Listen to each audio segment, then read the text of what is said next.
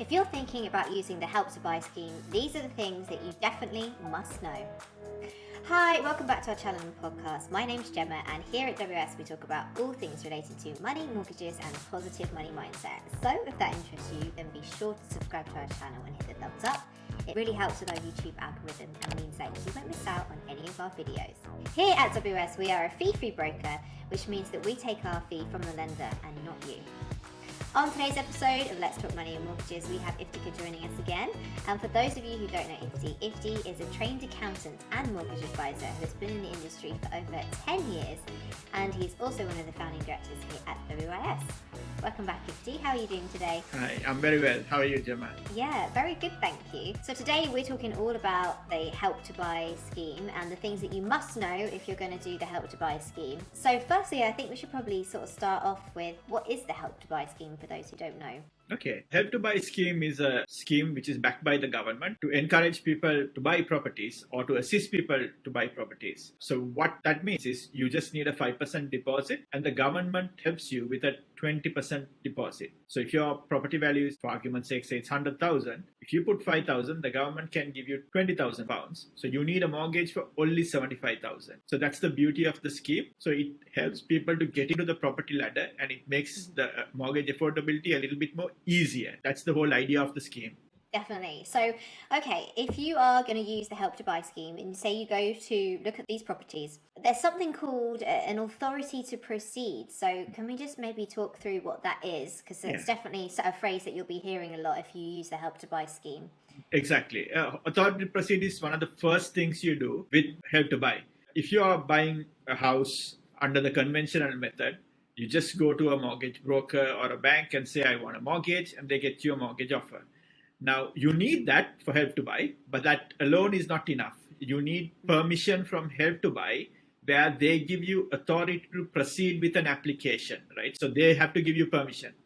So Help to Buy will do their own calculations. They will need certain documents from you and they will assess you and they'll say, yes, we are happy to proceed, right? For you to proceed and purchase the property under the scheme. So that's what it means. So they have a few qualification criteria. So they will check all that and they'll confirm whether they're happy or not. So that's what authority to proceed is. Yeah, so when you go and you see your new build, whether it's a flat or a house, and you make your offer to the estate agent or, whoever it might be, they need to give you a piece of paper that basically has the date on it, and that allows you to then carry out an authority to proceed. It then means that you have that information that then you can go to the Help to Buy and use that to proceed, right? Yeah, that's right. So you need that. So bank is likely to ask you that question. Solicitor can't do too much without that. Everybody needs that, right? Even the developer needs that. So everybody needs that because that's a confirmation from Help to Buy to say, yes, we are happy for you to proceed with this purchase.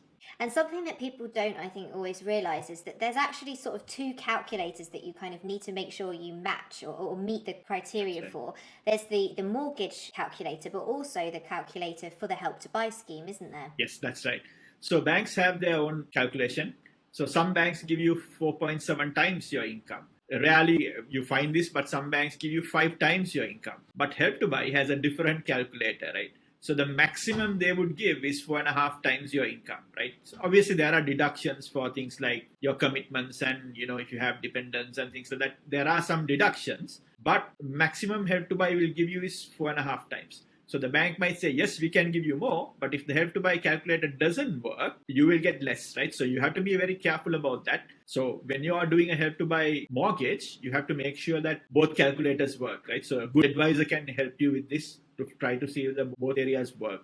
Definitely. And in terms of deposit, with a Help to Buy, now, the reason I think this scheme is so good is because, say you wanted to buy a property, you've actually got a good deposit, but perhaps your affordability isn't quite working out. Maybe your salary is a bit too low. That's where I think this Help to Buy scheme can really make that difference, because you get the extra 20% from the government, or up to 40% if you're working or buying somewhere in London. Yeah. And that can sort of really help make up the difference, can't it? Yeah, definitely. Because you don't actually have to put 5% down, you can put more than that down. Yeah, definitely. So a lot of people think you can only put 5% down, but you can put 6, 7, 8, 10, you can put a bigger number. Because what the government does is they give you that shortfall, 20%, like you said, or in London it's 40%, right? But you can contribute more than 5%. But a lot of people think it's just 5% that you can contribute. I mean, if you do have money, obviously Help to Buy is just a stepping stone to help you get to the property ladder. Make use of it, because remember, if you have 10% and government gives you, say, 20%, that's 30%, right? So that means you may qualify for better mortgage products, right? So if you have that money, exactly, you might as well go for that, right? Yeah, exactly. It unlocks better interest rates for you as well. That's right. Whereas, a lot of other first-time buyers, they're using 95% mortgages. You pay more interest on those rates for the 95% products than what you would do for a 70 or even less percent product, right? Yeah, that's right. Yeah. Okay, so also something else to bear in mind is that not all advisors can help with the Help to Buy application, can they? No. I mean, a lot of advisors shy away from Help to Buy because obviously it involves a little bit more work, right? Because your standard mortgage, they'll approve you the mortgage, but there is some Help to Buy work that needs to be done as well, right? So there are some forms to be filled. As a layman, sometimes you struggle with those because you just don't know what to do, right? So you sometimes need guidance. So developers sometimes have their in-house advisors who can help you with Help to Buy, but a lot of brokers don't get involved in the Help to Buy side. They will only help you with the mortgage side. But some advisors like us, as an example, or there are a few others as well around, they will help you with both, right? So they will help you with the Help to Buy application as well as the mortgage application. So that is an advantage. Yeah, because it's quite important, isn't it, that the information that's on the Help to Buy application is the same. It mirrors what you have on the mortgage application. So it really really helps if the same person can sort of do both of those. 100%, because Help to Buy usually says, the authority usually says, it has to reflect what's reflected on the bank, right? So if bank looks at things in a certain way, Help to Buy will also look at it in a certain way. Of course, the calculation might be slightly different, but say, for example, a contractor applying for a mortgage, with Help to Buy, if a bank is using 46 weeks of income, we have to use the same with Help to Buy. So it's not different, right? So that's why both has to be equal. So you're right with that one. But, there are obviously some downsides to the Help to Buy, and we kind of wanted to bring some of those things up as well today.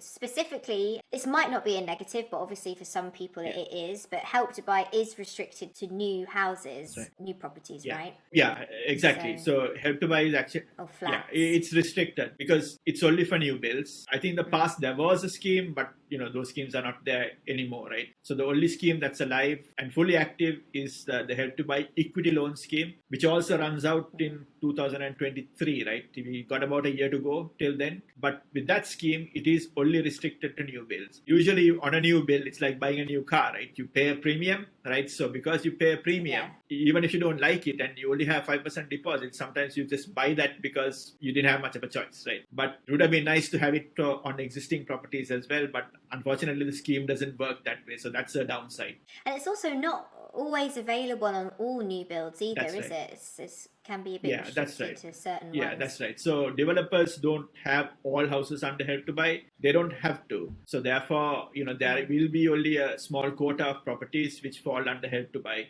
And given that there's a deadline, next year the Help to Buy scheme finishes, I bet there will be a lot of people queuing up saying, I need a Help to Buy property under the Help to Buy scheme. Because we don't know beyond 2023. The government might extend, they might come with a different scheme, they might come with something different, but we just don't know. As of now, it's finishing March 2023. So from what I hear, there is a little bit of demand for Help to Buy properties. So if you are interested, I think you probably want to do it sooner rather than later. Definitely. And also, something else to sort of bear in mind is there are regional upper limits to what you can purchase with the Help to Buy scheme. That's something to bear in mind. Definitely. Isn't it? Yeah, in the past, you went back a couple of years, Help to Buy limit was 600,000. So any property up to 600,000, if it was falling under the Help to Buy scheme, you can buy it, right? But now 600,000 is for only London-based properties. Anything outside of London, the further you go, the limits start to come down because house prices also drop, right? There are certain areas where there is 200,000 properties is your highest upper limit, right? Some areas is 300,000 and some areas 400,000.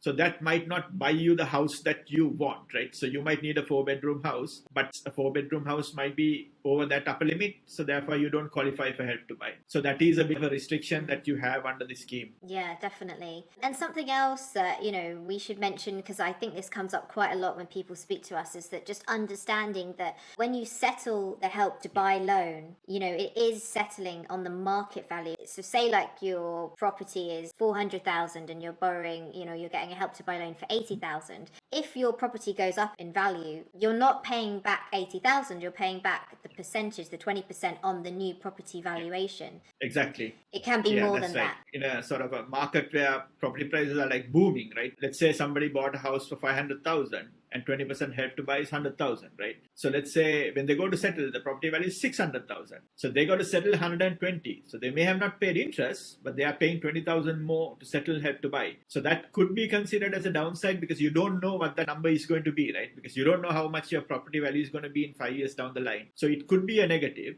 But, if the markets are slow, sometimes people get away with paying a little bit more, but we really don't know what that number is going to be. So it is a bit of a downside, yeah.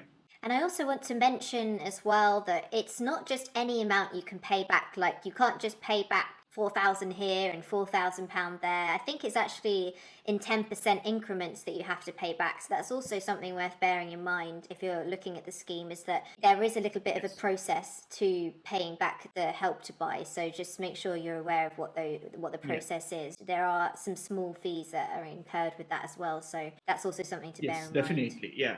So there is something called staircasing where you can pay off help to buy in stages. But the problem with staircasing is most of the time you have to do a valuation, right? So the valuers cost money and help to buy has to do some admin work. So there is some admin fee. So you have to do all those things, right? So if you're trying to do staircasing, it might cost you a little bit more in terms of admin fees, right? So you have to bear that in mind as well. So that is a bit of a downside with the scheme. It's not as straightforward as you think. Also, something else we sort of feel like we should mention, because this comes up again, but sort of after the fact. So we thought we'd sort of bring it to your attention beforehand that sometimes when you remortgage to another lender from being on your original mortgage, it can be more difficult, can't it, Ifti? Especially if you've just done sort of a 5% deposit and then, you're looking to remortgage afterwards. It could be. So if the property values haven't gone up too much, right, you might struggle to get a mortgage. But again, the same problem you have with help to buy is it's generally restricted to a lender. So for example, if you take a 2-year deal,